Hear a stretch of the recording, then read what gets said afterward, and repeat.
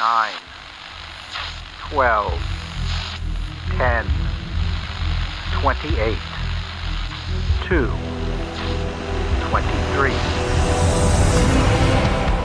This is Deep State Radio. Hello, and welcome to DSR, now broadcasting for our 135th year.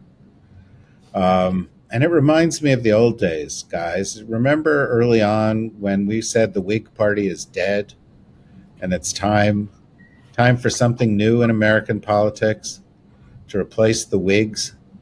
We had to wait a bit, but, it happened eventually. Maybe that'll happen here. It's clearly been a big week in American politics, and to discuss that, we have two of our best friends and the smartest people out there. Rosa Brooks of Georgetown University Law Center, who has a great opportunity to say, but you won't, I told you so. How are you doing, Rosa? Well, the only thing I was going to say, David, is when you noted that Deep State Radio has been going now for 135 years, you should probably explain to our listeners that includes, Trump years. They're sort of like dog years. Every day under a Trump administration counts as the equivalent of, about 9 months or so, a sort of ordinary human gestational period, because it's so stressful and traumatic. So that's how we got to 135 years, despite, you're adding in the Trump years. Thank you for explaining my math, and it's true. And yet somehow you guys have emerged unscathed. We're also joined by Edward G. Luce of the Financial Times. How are you doing, Ed? Great, and I'm in keeping with Rosa's spirit, delighted that 2025 is drawing to a close. It's been tiring. Delighted. So let's begin this where we should, where everybody wants us to begin this. People are sitting on the edge of their fainting couches. How you feeling, Rosa? How you liking all this? How does this new America feel to you? I wish we were one of those radio shows where we could record that and just use that as a sound. Just that sigh of despair periodically. It was because it was perfect. I mean, for all intents and purposes, in many ways, there is no longer a U.S. government, which I think many Trump supporters might say, well, fine, but they're not going to like it when essential goods and services can't be delivered. I mean, what we have seen already in just the first 3 days of the second Donald Trump presidential administration is the career staff of the National Security Council all told to go home.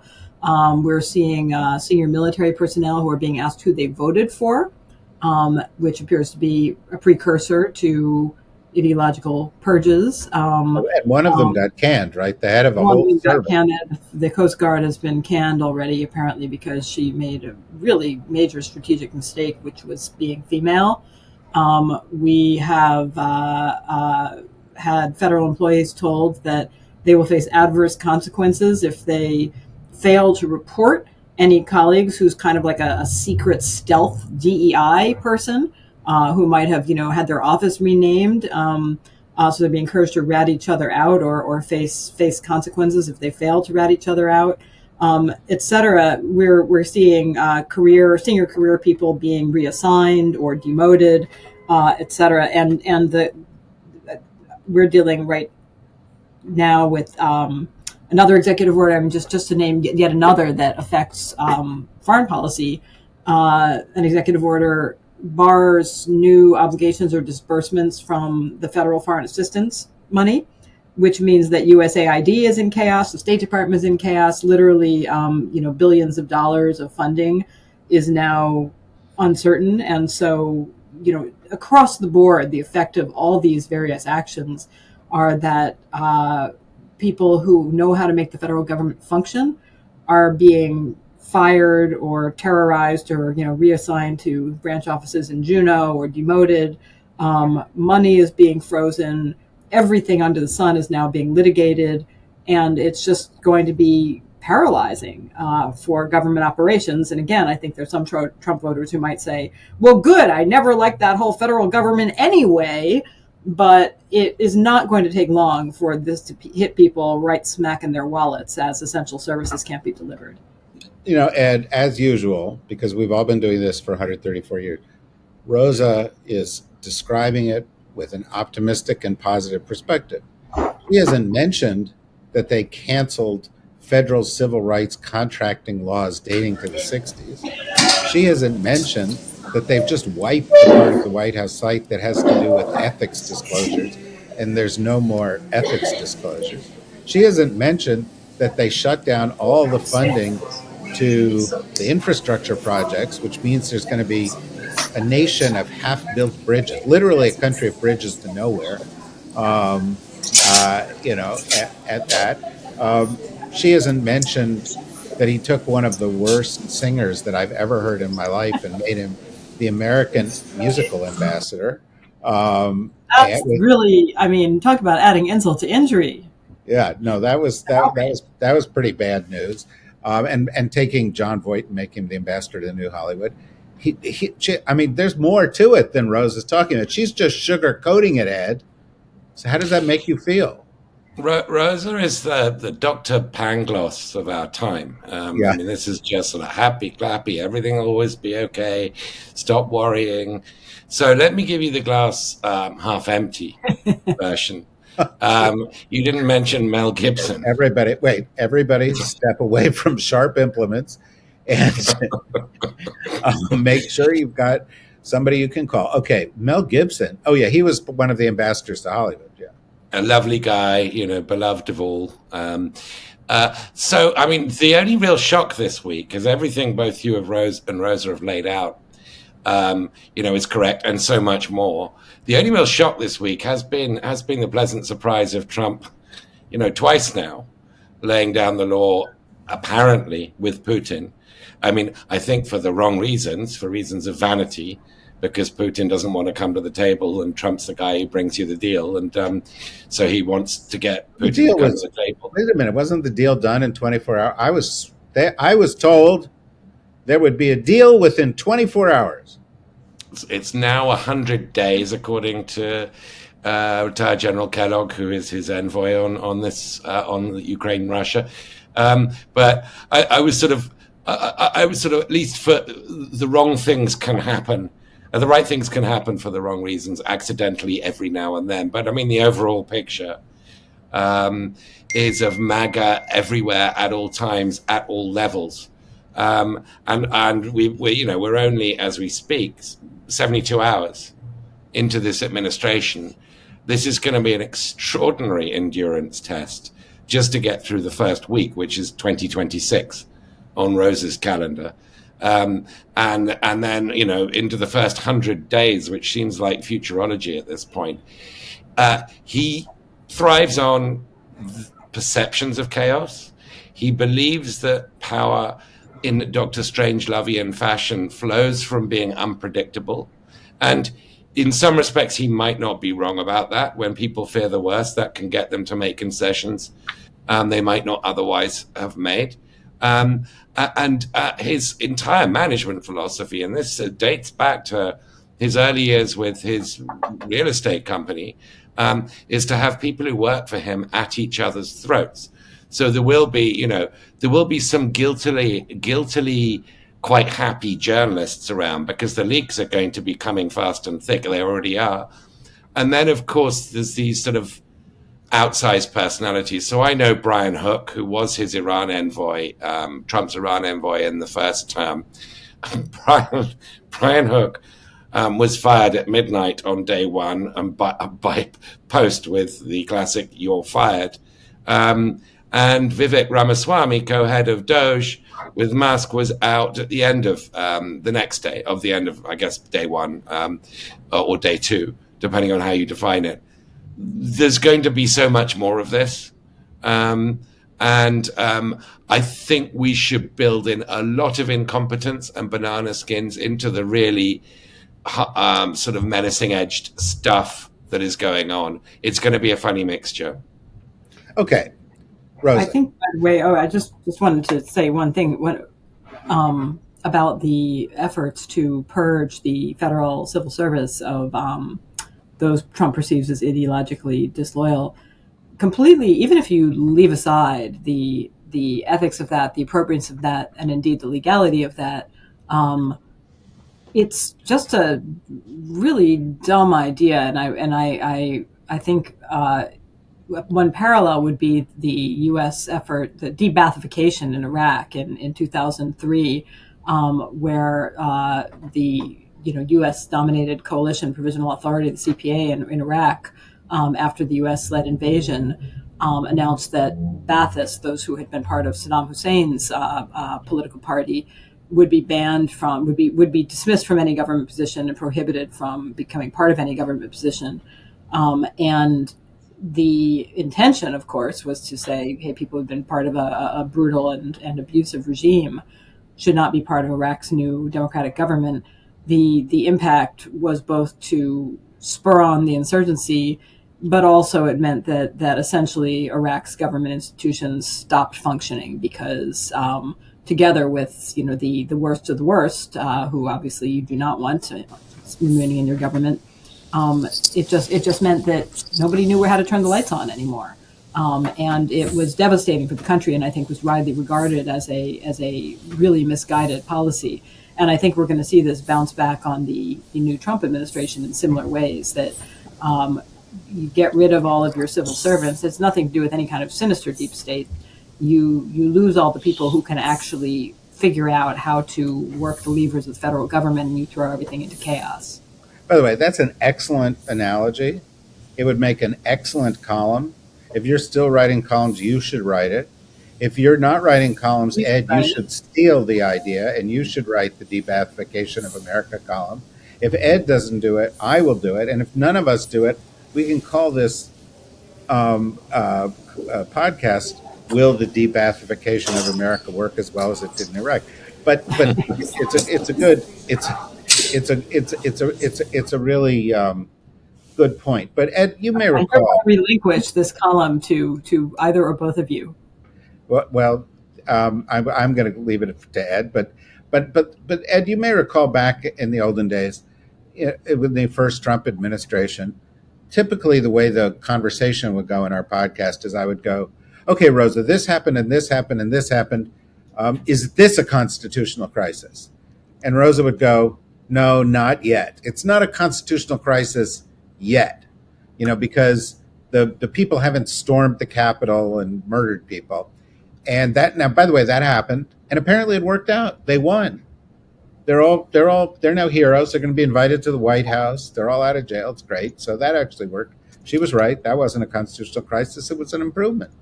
And here's my point. We've already had a federal court strike down this birthright citizenship thing, at least for the moment. It's a temporary stay, but the language in the thing was like, this is blatantly unconstitutional. You can't do this. They're courts. They're guardrails. If Trump wants to do things that are wrong, well, the system will protect us, right? Yeah, I'd like to think so. I'm not that confident of that, though. I mean, I think, it's quite easy to do. I mean, Rosa will know this way better than I, but it's quite easy to do, shopping for which district court system you want your cases to be heard in. And this Supreme Court, for those cases that get up there, is, I think, to all intents and purposes, likely to be a rubber stamp on all but the most outrageous Trumpian things. We even heard speculation this week that there'll be a way around the 22nd Amendment that doesn't allow you to have 3 terms, namely that Trump would run as J.D. Vance's vice president in 2028. I think that Trump is, like all malignant narcissists, insatiable. I don't think there is a moment where he goes quietly into the night. And therefore, I think the logic of him realizing under conventional American political rules, he would be a lame duck if he lost the midterm elections in late 2026, will dictate very, very desperate actions. And we can sort of, spitball about where they might be, whether they'd be with the Fed, whether they'd be with Panama, or all of the above. But that he will see the midterm elections are not quite as existential as the 2024 presidential election, because, of course, that could have resulted in him going to jail if he had lost. But he will see everything at stake at every point. That is just how his mind is made up. And the enabling of Trump to do that and to act on those impulses is so much greater than it was in the first term. Yeah, well, I don't think he listens to the podcast, but he should see it that way, because if he loses in 2026, it's going to be a big problem for him. You know, Rosa, we've talked about a lot of these things happening. You've thought this through more than most people. You know, I've been with groups of Democrats in which you've been in the room, and the response was, well, let's get a committee of lawyers to do this and a committee of lawyers to do that. And that in and of itself is an act of optimism, because what Ed's saying is, well, maybe the courts won't work. You know, there is something to support it. And because among the things you didn't mention last week, in the past week, is that on Friday morning, Trump's meme coin had no value. And today, Trump's meme coin is worth 3/4 of his net worth, billions and billions of dollars. And what he's constructed is a way for foreign governments to pump billions of dollars into his pocket, you know, emoluments clause to be damned, and nobody cares. There's a whole bunch of things he's doing that are grotesquely illegal, and nobody's even challenging. Or I mean, they just don't care. I mean, how do lawyers help you when Washington just sort of rolls over and says, yeah, okay, he could steal as much as he wants? Yeah, I mean, as you know, I'm pessimistic about the likely benefits of litigation to slow down and stop what the Trump administration is doing, because litigation is slow, because the courts are not quite, in some cases, as independent as I might wish, because in some cases, as a result of decades of steady expansion of executive power, the law is frankly going to be on the administration's side. And because it's not particularly clear to me that the Trump administration will abide by court orders that would go against what they're trying to do. That being said, I think I think that there are a ton of legal challenges being filed at every level. And I think that's a really important thing to do. It can't be the only strategy for thinking about responding to acts by the administration that are unlawful, that we believe to be unlawful, or that run deeply counter to democratic principles and rule of law principles. But it can't be the only thing. But I think it is important. I mean, it throws sand in the gears. It makes it a little harder for them to just get away with stuff. And I think as both as a matter of principle and as a tactical way to throw sand in the gears, that we should not be filing frivolous lawsuits. Obviously, it's something we don't like when they do, and we shouldn't be doing it either. But I think in almost all of these cases, and obviously, this is America. This is the thing that always the old joke that law professors like to throw at first year law students, as they say that they say, well, student, can you sue so and so? And the students are like, gee, I don't know. And the answer, of course, is you can sue anybody you want. It doesn't mean you're going to win. It doesn't mean your case won't get thrown out as a frivolous case. It doesn't mean you won't be slapped with sanctions. But you can sue whoever you want. So obviously, I can't say that every single lawsuit being filed to challenge the Trump administration action has underlying validity. But I think a very, very, very large number of them, we've already seen a judge say, for instance, to Donald Trump, as a result of a legal challenge, no, you can't eliminate birthright citizenship. It's kind of in the Constitution. What will happen eventually if that goes to the Supreme Court? Who knows? But I think, oh my goodness, We're almost done, but let's just keep going. What will happen to challenges like that ultimately if they get to the Supreme Court? Who can say? But I do think I don't think it's the case that nobody cares. I think lots of people care. There are lots of legal challenges being mounted. Some of them will be successful. We will see whether Trump pays attention when courts issue injunctions. I don't know that he will. or they will go back and they'll change, 2 words in their executive order and try again and just keep at it and do the equivalent of, how many divisions has the Pope? Sort of say, yeah, you try to enforce it, courts. But what I worry about actually is not lack of legal challenges to illegal acts. What I worry more about is I don't think that the loyal American opposition has a clue about how to respond politically. Okay. I see David Sanger has just popped up. I don't know whether he's here, he's on his other phone, he's on a bus, a cruise ship. Hey. It would be really good. No, I've actually been on for a few minutes here and hearing this interesting discussion, but we had some technical glitches, so you couldn't see me lurking back there, David. Yeah, no, we all lament that. All right, well, hang on, because I'm going to ask Ed a follow-up question here, and then we'll spend the last maybe 10 minutes of this conversation talking about world reaction. But Ed, as a follow-up to Rosa's point there, in some respects, it doesn't matter how the case is due in court. Because what Trump is doing by saying, I'm doing all this egregious stuff and I don't care what you think and I'm shutting down the government and I'm only going to have my people in it and so forth, is he's sending a message to everybody. And frankly, the Democrats have left town.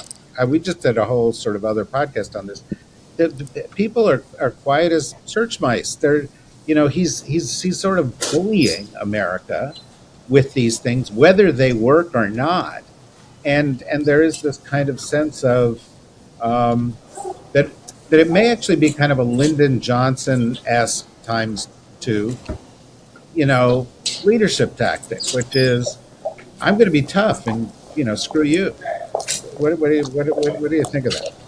Yeah, I mean, I definitely share that. I'm mesmerized by the cinematic sound of high heels walking across what I think is David. I don't know. The camera angle on David Sanger is troubling me, to be really honest, because it's like coming up from his crotch to his face, a view I never wanted to see. But anyway, try and finish. I apologize.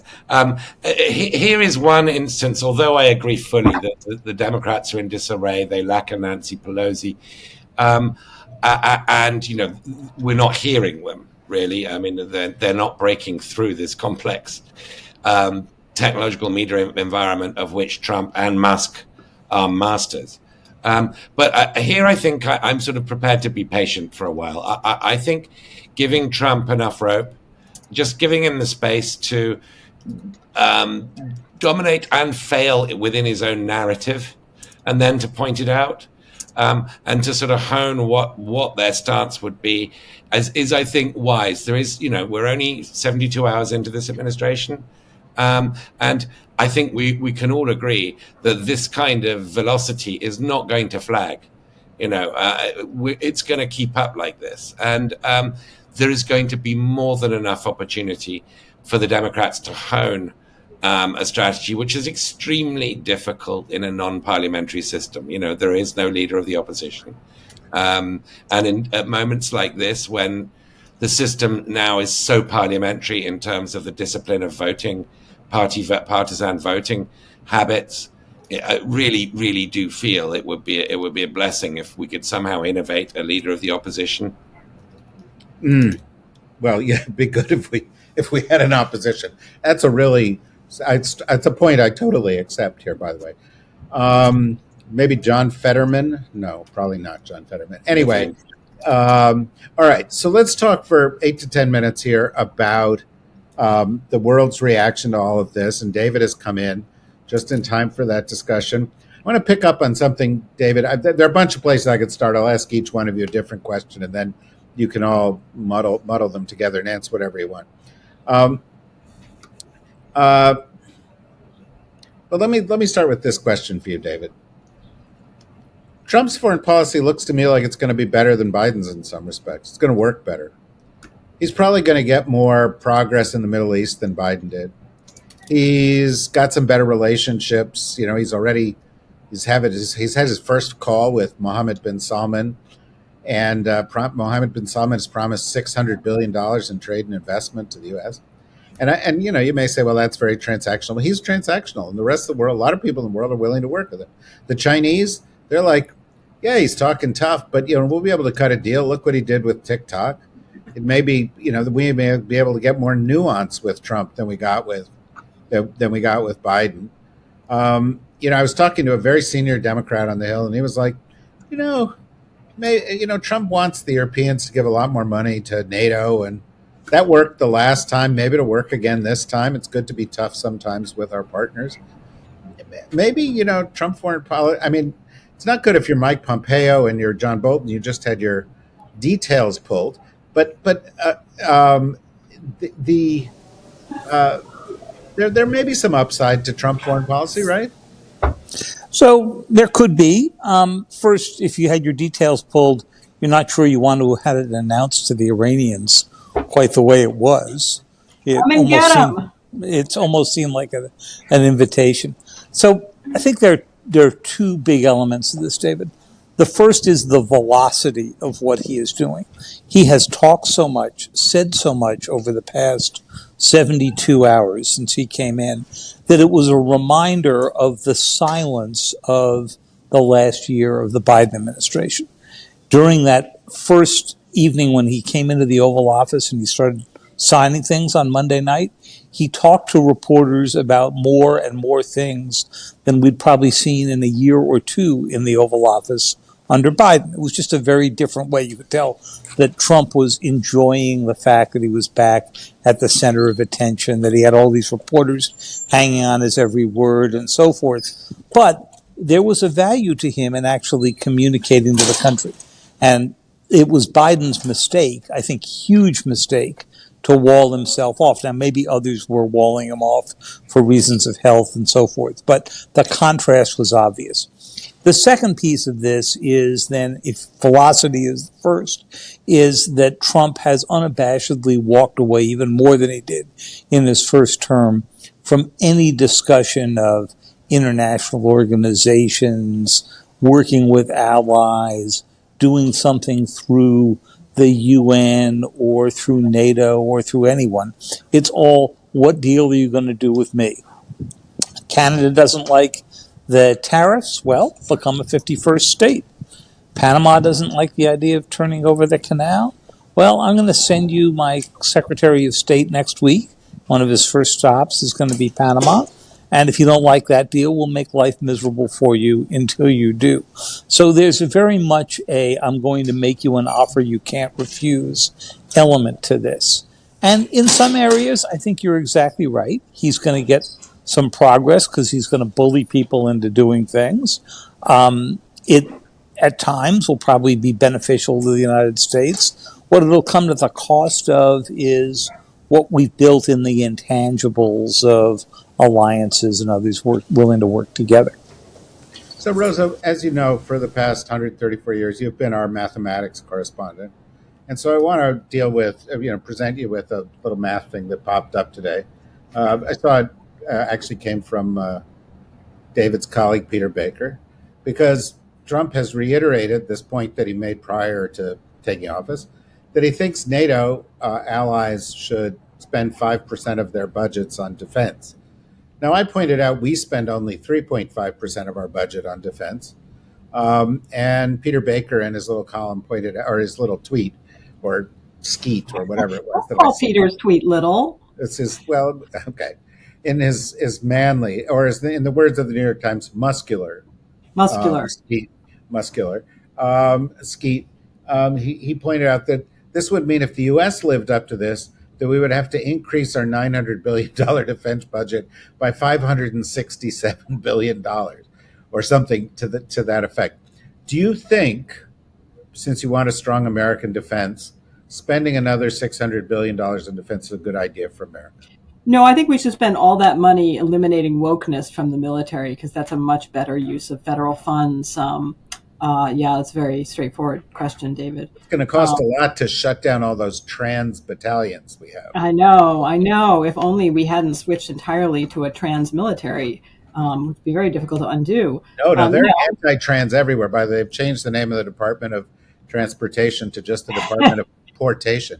But anyway, the Department of Sex is fixed at birth portation. Exactly. It's very clunky, but it's more. I think it's really more rigorous, scientifically speaking, right? Well, No, it's I all, mean, as Pete Hegseth would say, it's all about standards. it's the one of the challenges with our defense budget is not that it is either too big or too small, but that, I mean, this is the one small area where I will make a small point of not complete disagreement with Elon Musk, et cetera. Like, nobody actually knows what we spend money on because it's all too complicated, it's too big, and our puny little human brains cannot actually hold figures like billions. So I don't think anybody from either political party would dispute that there is waste within the Defense Department budget. We continue to have areas, and David Sanger is far more of an expert on this than I am at this stage. We continue to have areas both where we are spending money on stupid stuff that nobody wants, and yet either it's been forgotten about, so we keep spending money, or some member of Congress says yes, but there are 2.3 people in my district who are have jobs connected to that spending. So no matter how stupid or indeed pernicious it is, we can't get rid of that program. And then meanwhile, there are other areas where we remain significantly underinvested.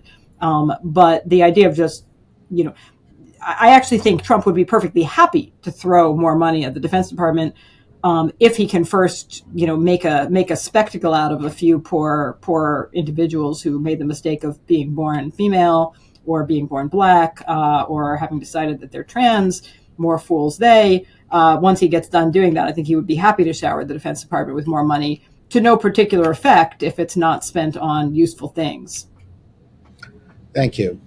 And since you are a correspondent tracking our allies around the world, the first thing I want to know is what you think of Rishi Sunak taking a job at Stanford. No, I don't really want to know about that.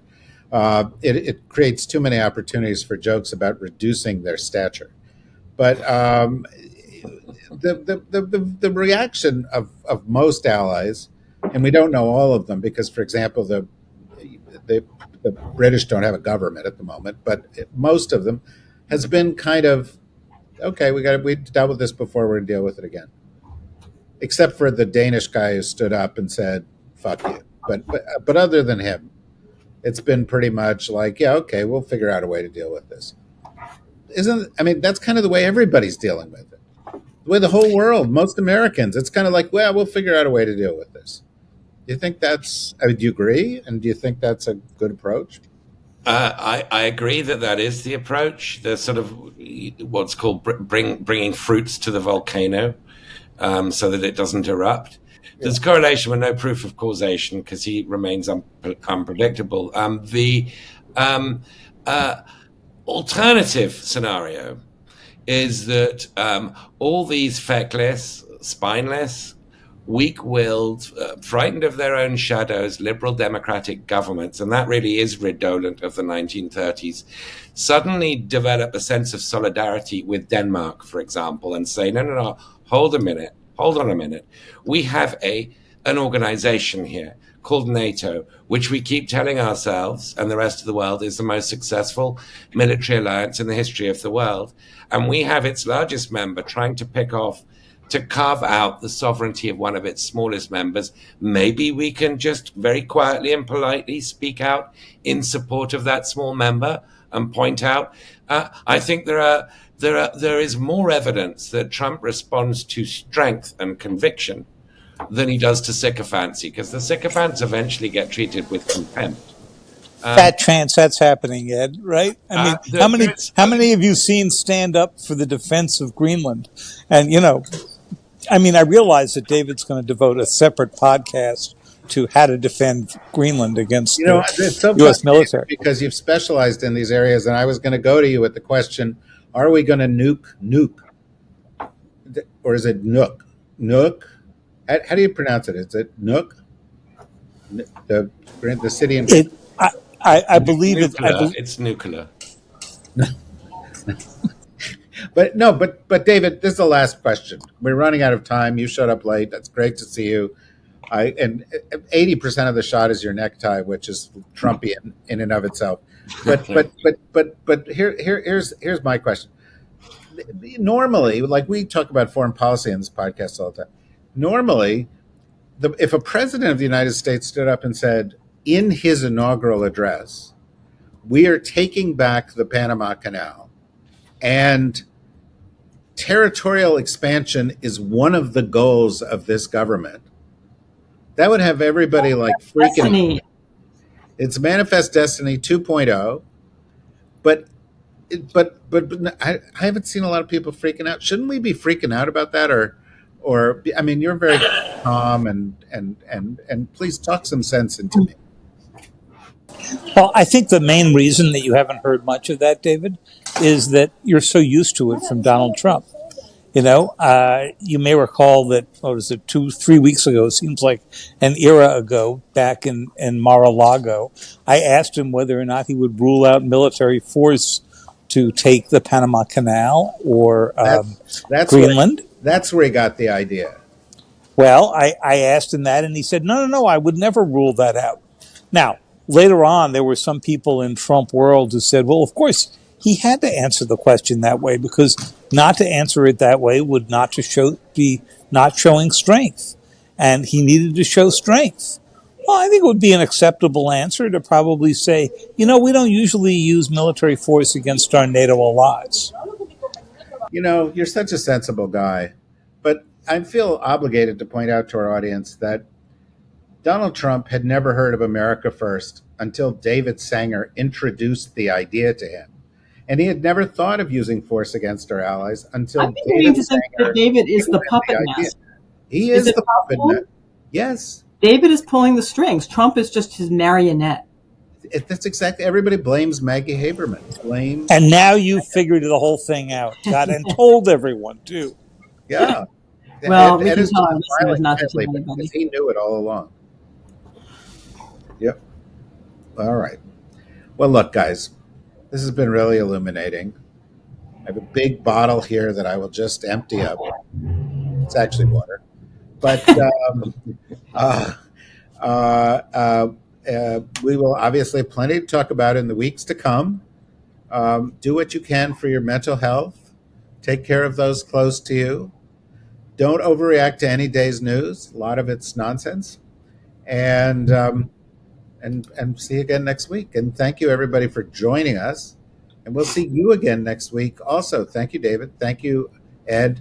And most of all, thank you, Rosa. Bye-bye.